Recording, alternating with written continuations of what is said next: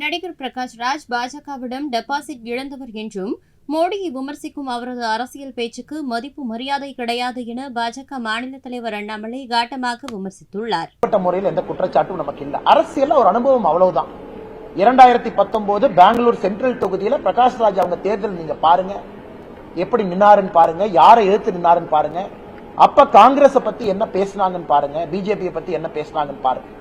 இன்னைக்கு மோடி எதிர்ப்பு என்கின்ற ஒரே காரணத்திற்காக இந்த பக்கம் சேர்ந்து கொண்டு மோடியை திட்டுவது மட்டுமே முழு நேர வேலையாக நடிகர் பிரகாஷ் ராஜ் அவங்க வச்சிருக்காங்க. மற்றபடி அதை நாங்க சீரியஸா எடுத்துக்கலீங்க.